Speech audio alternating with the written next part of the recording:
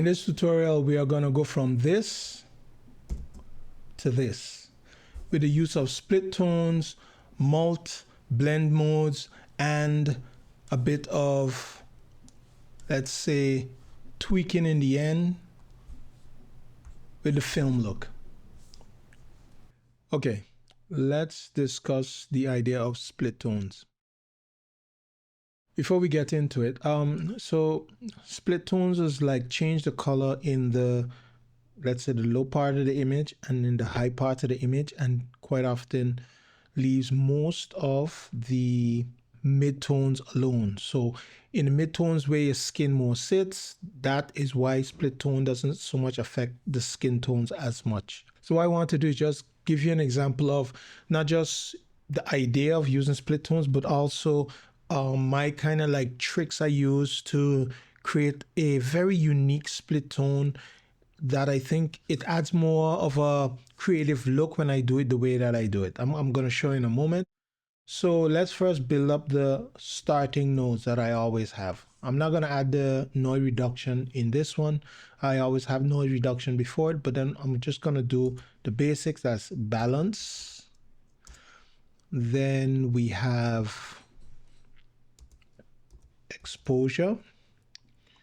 Then we have, this is going to be contrast. And then I have saturation. Okay. So what this represents for me is the way how an actual camera is set up, in my opinion. So I treat this like a virtual camera. So if I look at this shot, I look here in the vector scope, I can see that it's on this side a bit. And I can think, let me just experiment a little bit and see what it looks like if I shift it more in that direction, more on the line. Now, if I turn it off, let me do it only one, select this one, off, on. So what is happening is it takes a bit of the green out of the image. That's what it's doing a bit. The trace is coming more into the center. Okay, so the wood has less green in it. Off, on. Yep, that's good for me. Now let's see where we are going to place the exposure. Let me go over into Parade and let me turn down the exposure a bit. Right now it seems like her skin is glowing a bit, so I want to bring that down to something that doesn't look like a glowing skin at the moment. Now, I think this looks a bit more balanced. And I think we're now in the right spot.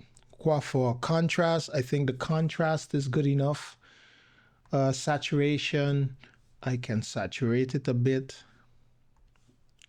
Let me saturate that a little bit.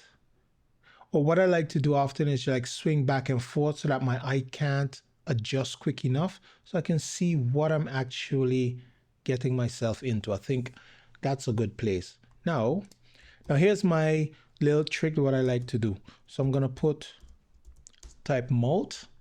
I change this composite mode into multiply. It instantly gets dark. Two ways I can use this. So what you have to think, multiply is like how overlay is. It's a darkening blend mode. So when I put on multiply, what it does, it removes white. That removal of white allows me to increase my exposure without losing the color. So the color doesn't get washed out as much when I increase my exposure or when I increase my contrast. So here's two things. You can either go here and I can lower the effect that it has on the whole thing until where I can say I like it to that level. So I could turn it on and off. You can see the colors become more saturated, and this is only because the mult is there. So off and on. It also adds a bit of contrast. Or what I can do, I can go to here and I say I want to pump up the exposure to meet or overcome the mult. And as you can see, we have now, so the black parts stay really deep and dark, and the highlights and the mids, they are getting more advanced. So it's sticking more to the bottom than usual because of the mult. So as you see, as I increase it, it is even becoming even more saturated in essence, you can say. So we can say we reach about here, and that allows me then also to look at my saturation. Say for instance, I undo it, you see, the image got more saturated because of the mult. So I'm just showing you the effect of the mult in this line. Okay. Now let's go into creating the, how you just call that now? Let's go and create now the split tone. So my style of using split tones, I always use two split tones on top of each other. It creates a nice blend with each other. And I'm not so focusing on the specific split tone I'm using, just the idea of using two split tones. So let's go here and add a split tone.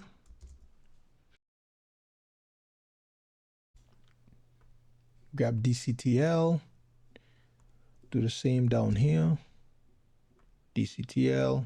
Okay, now here I'm gonna add a, let's see here, go all the way down to the bottom, split tone, go here, let me see which one I have here, the short one, go here, and then go down here and grab that split tone. Okay, so now with these two split tones, first I'm gonna use, I could just turn this one off so you can see it's off. So now what I'm gonna use is show the curve. On most split tones, they have the show curve or display curve option. I always like to have them on. So what we're gonna do is I am going to first strengthen the split tone. I like to do that first. So as I strengthen it, what's happening is because of where I have the exposure of her skin, it isn't being affected as much because it's sitting more in the region where the skin isn't getting affected. So if I go and I do this, you can see in the trace that her skin sits about there. So it's about halfway up the line. So her skin isn't getting affected as much, but it is getting affected. So what I like to do is first increase the strength, and now I decide what color I would like. Let's go over to the vector scope. And we can see, if you look at a trace, it's a bit covered with the rest, but we can see as we push green, green is coming into the scene more. See that we have to there, and we can look at the red and see what we want to do with the red in the highlights. And the red in the highlights is more touching her skin than anything else. You see? So as we move it down, up, it's affecting her skin more. Okay, so we have that. Now what I can do now is I back down the strength a little bit and I keep it to there. So now what I want to do is to go to the other split tone. This is a completely different style of split toning, as you can see. And I push the strength of that up a bit. Let's see here. And then I do, let's just experiment.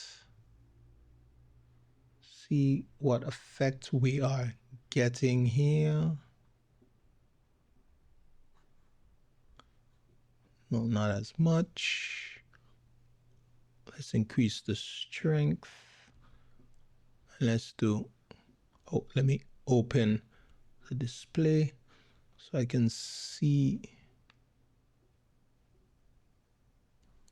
that there.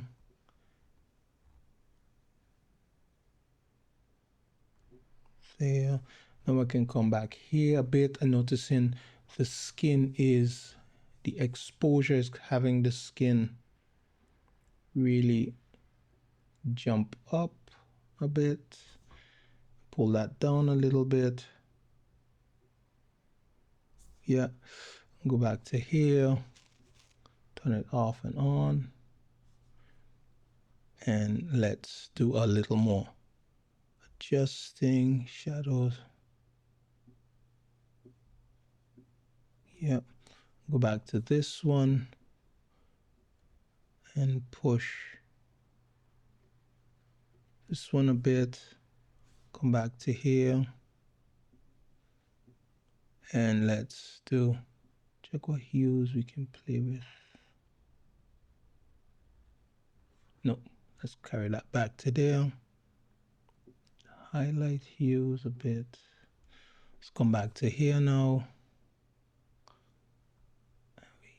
See what we're doing. Now I want to pull her skin back down. See where that effect is happening. Yeah. Okay. So now we have gone from this to this. Now let's take a look here at, let's see here.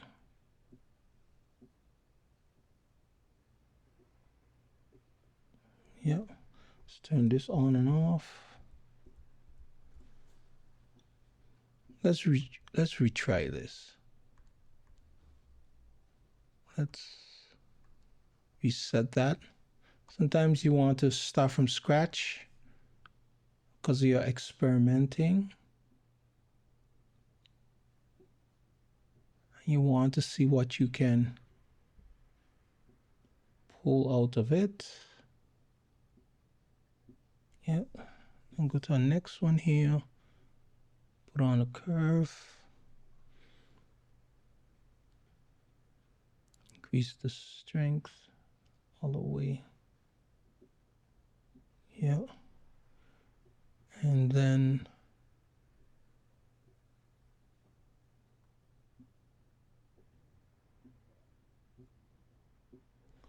yeah, let's see how this looks now.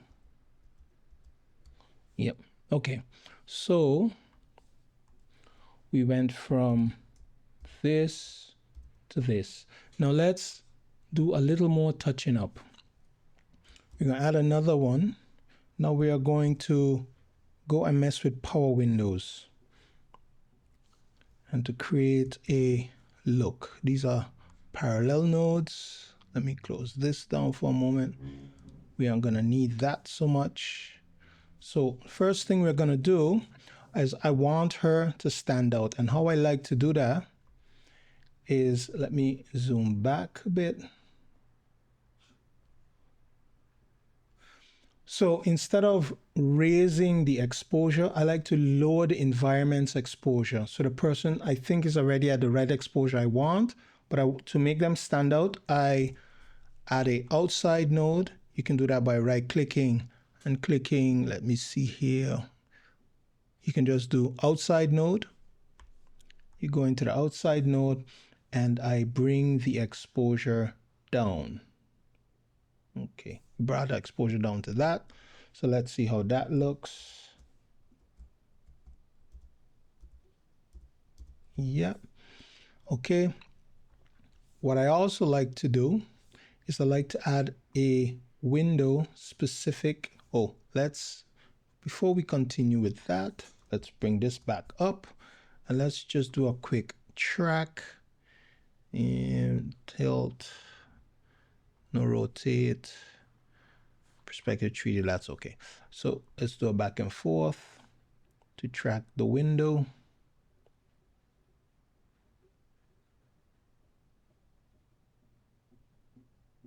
Okay, we have that now in place.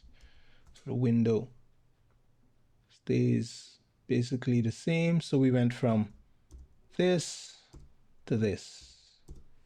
We're gonna tackle the darkness there afterwards. So I'm gonna fix that in a moment. Save that. Okay, so now I want to focus on her face. Let's go to here, go to here,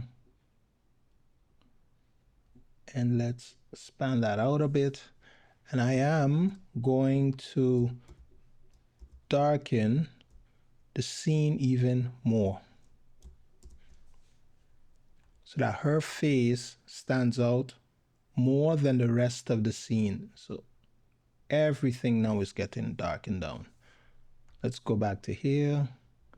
Let's do let me make this small, shut that down. So it's on her face. Let's track backward and forward.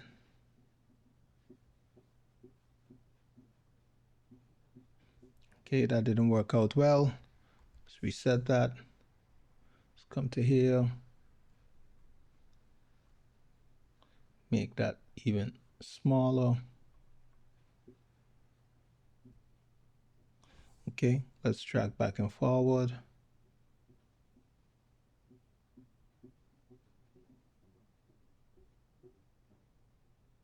Okay, could have done without the perspective, but it is what it is. We don't need that much. Okay, so we have a good fall off there. And now what we have, the whole environment. So we have two layers now of power windows. We have the one that does her whole body in comparison to the room. And we have one that is just her face pushing everything down.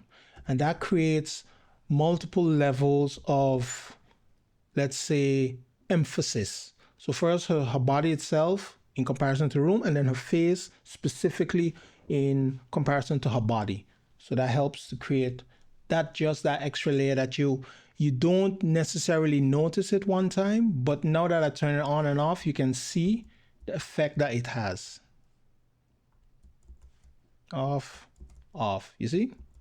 So it's two layers of that, and it creates a kind of, not halo, but it creates a kind of eye pulling to this area on the screen, as you can see. Okay, so now we basically have our look, right? Now, as I said, there was the issue of it being as dark as it is. We lose a lot of information there in the bottom. I like to focus on the big strokes in the beginning and then get into fixing these little details. Now, if we look at it, there's quite a bit of detail there, and I like the look. So I think if I go over to here, let me go over to parades, we can see it's pretty crushed. And a good place to lift the black area is here. Let's bring this up a bit until we can see that. And then we bring back down some of the stuff that's there in the bottom. So we lift it up a bit. And then let's open this up. And then we move forward.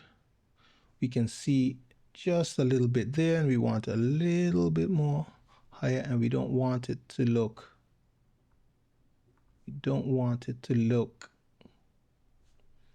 washed out. So we bring exposure at the bottom. So now if you look before, after, we can see, make it out there. Let me turn this off. You can still see the edge there. We have deep blacks. We can go here, even touch that a little bit, and a little there. So we stretch that a bit. Now there's two ways we can do it. I can do it here like this with a curve, or I can go over in the HDR here, and let me show you the two ways. I did it like this. Now I can go over here and I can say, you know what? We're gonna go into the dark, and we're gonna raise the exposure in the dark area specifically. But as you notice, it's a different look. It creates a different look to have it being done over here. You see, it's a different raising of the black area. So I like to use the curve when I want to be so specific. Let me undo. Let's see. Yeah. So when I want it to be very, very specific, then I go into the curves where I can adjust it exactly to the way that I want it to be. So we've brought back the jacket. We still have a pretty good contrast. And now here's the kicker. Let me go here. This is another exposure oriented node. Now here's the kicker. Here's where I like to add a film look at the end. My thing is that I like to create a look from beginning to end where I can have full control and see what is what, and then add, for instance, I don't use creative LUTs to create my looks. I build them out like this, but then I can add the film look at the end that just adds its own taste to the whole shot. Let me, undo, clean up. So yeah, so that comes in and adds its own flavor to things. So I can say, for instance, in here I can go and I can adjust the exposure. And now we have, from this, we went into this. And this has a whole heap of extra little things and tweaks that it does naturally add to your image, where you mightn't stop and think about doing in here. But this adds that little extra. Why do I do it like this? It's because if I have, for instance, a client who come to me and I've created this entire look, if they said, I don't like that look, I could do two things. I can throw away this whole back part and I still have this properly, let's say, fixed area. This is already a good base to start with. Whereas if you go and you put the look first and then under it trying to bring your exposure in the right place, etc., if the client doesn't like your look, you have to start completely from scratch, because that look that you had on the end influences all your balancing, all your contrasting, what you was doing in your color correction phase. This is my color correction and this is my color grade side of things. So I hope this brings more clarity into how I go about and creating looks. And I use, as you saw, I used two split tones to help build that look out. See, this one was more subtle and this one was more aggressive. And as you saw, I kept the skin in the let's say in the right area. One thing is, like, for instance, not specific to this, but you have quite often in these split tones, you can have things where it is affecting the skin. You see, I can either let more of that green into her skin for this specific look, or I can let less of it in. So I can bring it, I like to bring it in just a little bit so it makes the person they look like they're sitting in that environment. So before, or let me say, this is before and this is after. So I think we have a pretty good look here now. Let's play that through. Yeah, so that's a pretty good look. I still feel I can see a little bit of, let me see here, a little bit of haloing, which then I would want to bring up, or let me bring down her exposure on her face a little bit. Or what I can do is I can put a power window, go into it, see, go up, and I can see to expand it a bit more so the fall off is more gradual. So we still have the, let me make that smaller because that went a bit too far. This is that back and forth adjusting. Yeah, so I think now if I turn it off, yeah, that's good. I can live with that. So yeah, so this is me using split tones in my style in combination with using a mult and also using the film look here on the end to film looked to add just that extra at the end of it all. Cool. So yeah, I hope you start to get a better idea of how you can use split toning to, you know, to really create a look, and not just the standard putting one and messing with it and coming to a look. I like to, like you see, the both tools, and you can do this with any over here. You can do it with any split tone that you have. I like to use two completely different ones because they have different ways of touching and tweaking the image. I didn't go into specifically this split tone, what each setting does. I more went off of just moving a setting, looking at the screen, see how it's affecting, and then going from there. So yeah, that's my workflow when it comes to creating these looks. All right, see you in the next tutorial.